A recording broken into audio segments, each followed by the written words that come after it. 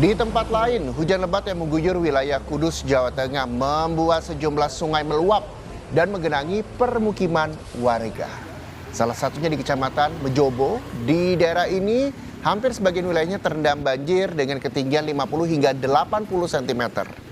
Ini merupakan banjir kedua selama awal tahun 2025.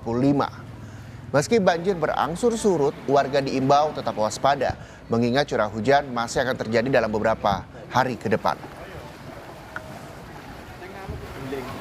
Hampir semua mas, soalnya kan wilayah daerah barat itu juga terdampak tadi malam, apalagi daerah timur sekitar Pasabrayo, sekitar 8.000 warga lah.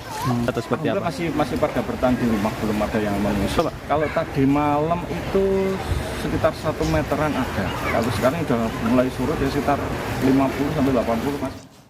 Situasi terkini dari banjir di Kudus, Jawa Tengah kita tanyakan kepada jurnalis Kompas TV Iwan Miftahudin di Kecamatan Mejobo, Kudus. Iwan, selamat pagi. Saat ini Anda berada di mana dan bagaimana kondisi banjir di sana? Apakah sudah surut atau seperti apa, Iwan? Ya, selamat pagi Okta dan saudara.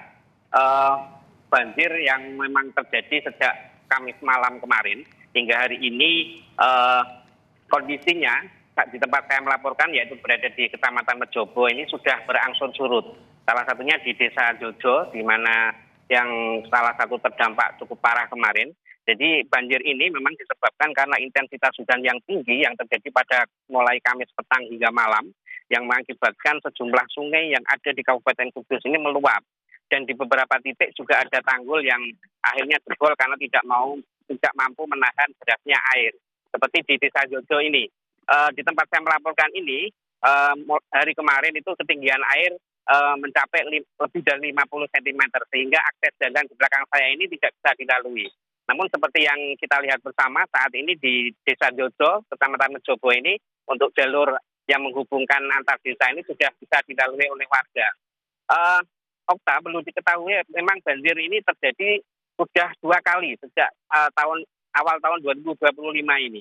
Dan banjir ini diakibatkan memang salah satunya adalah karena sungai-sungai yang ada di Kabupaten Kudus ini sudah terjadi pendangkalan yang cukup parah. Sehingga ketika intensitas hujan tinggi di bagian hulu, khususnya di Pegunungan Muria terjadi, ini pasti di wilayah-wilayah yang dilintasi oleh sungai-sungai yang berhulu di Pegunungan Muria ini pasti airnya limpah dan menggenangi perkampungan warga. Seperti itu, Okta. Oke, sudah terjadi 2 kali sejak awal tahun. Tadi dikatakan penyebab banjir adalah karena luapan sungai. Lantas, Iwan, saat ini apakah masyarakat masih berada di rumah mereka masing-masing atau ada yang mengungsi atau bagaimana? Ya, dari data BPBD Kabupaten Kudus, hingga saat ini tidak ada warga yang mengungsi. Meskipun demikian, pemerintah sudah menyiapkan posko-posko dan dapur umum di balai desa. Seperti di balai Desa Jojo, tempat saya melaporkan ini, saat ini sudah ada dapur umum yang nantinya akan menyuplai warga yang saat ini sudah mulai membersihkan rumahnya dari genangan lumpur. Dengan harapan dapur umum ini bisa membantu kebutuhan logistik para warga yang sedang bersih-bersih rumah. Seperti itu, Okta.